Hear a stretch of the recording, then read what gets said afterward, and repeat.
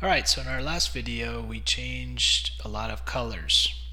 We changed the color and the size and the type of fonts, and we changed our background colors of our HTML elements. We had a color for our header, we had a color for our nav, we had a color for our main, our footer, and then a general background color for everything for the body.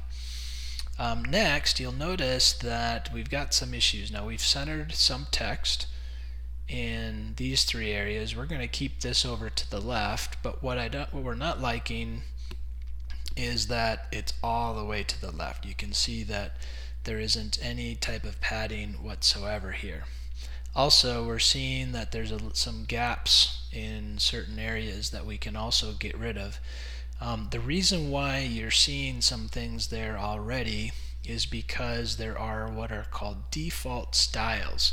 So if you never apply any styles, the web browsers have default styles they use if you don't declare certain styles.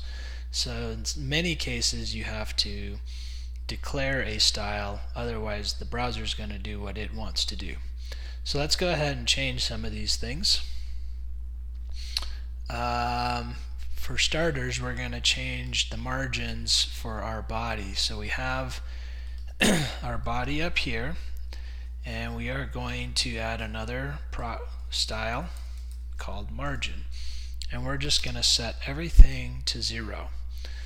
Margin is a way of having a box and pushing things away to the top, left, right, and bottom. If I choose 0 and choose margin, that means all sides of everything on the body are going to have a margin of 0. So now when we look at it, we can see that that little bit of gap that we used to have is no longer there. Alright, that's what we want. So we'll hit that, save. But the next thing we're seeing is that there can be some padding inside.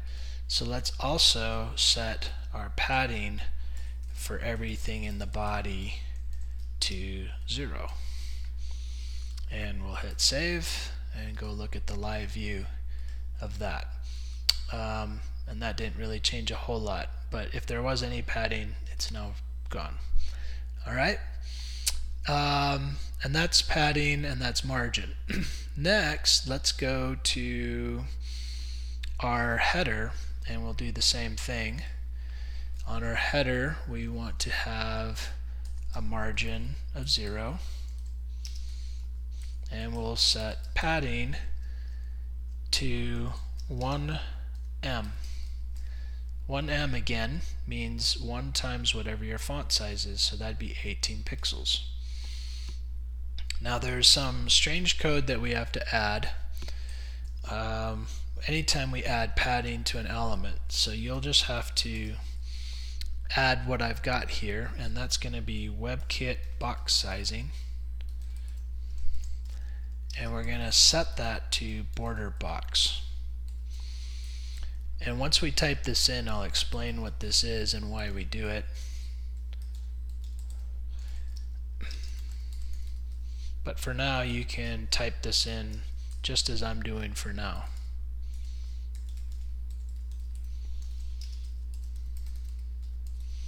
It kind of seems redundant, and that's because it is. Alright, so what we've done here is we've added some padding. Anytime we have a box and we want to push content in, the web browser doesn't know, do you want the content, the box to stay a fixed size and the content gets pushed in, or do you want the content to be a fixed size and then therefore the box, if there's any padding around it, would have to grow in order to accommodate that. If that didn't make sense, you don't have to totally understand that, but that's why we set the box sizing in order to have a fixed box size, and then we pad the content inwards. That's what border box is. Otherwise we would set it to content box. The reason why we have WebKit is for older browsers.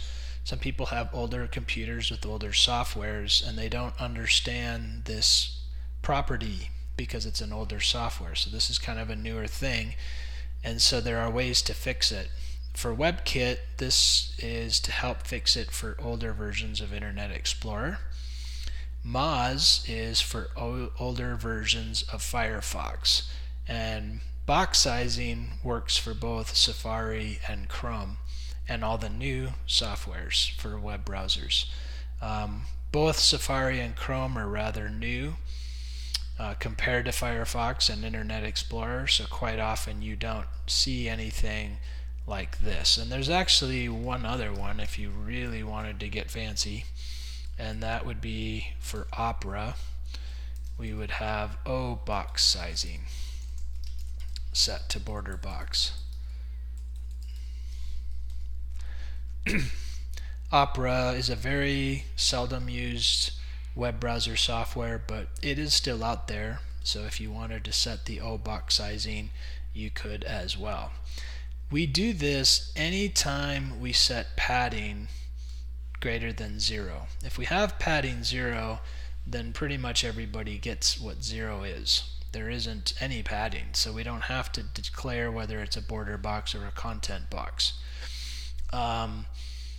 So we'll go ahead and set that though for our header, because we did add 18 pixels of padding. Alright, so let's go ahead and save that. In our live view, we're now seeing that our header takes up this full area, and you can see that there is a gap of space all the way around, but more importantly at the tops and the bottom at this point. Let's go ahead and do the same thing with our nav. So after color, we will add margin, just to make sure there isn't any margins. We're going to set that to 0, and padding we'll also do 1em. Now if we do any padding, then we'll need to do our border box, so we'll go ahead and copy and paste that just as it is for the nav. We'll hit save and go take a look at the live view. Now that's a little big. Maybe we don't need our nav to be so big, so we could actually bring that size down quite a bit. So maybe instead of 1em, we go to 0.5em. We can have fractions. That's a little bit better. Still kind of big, so we could go to 0.25em.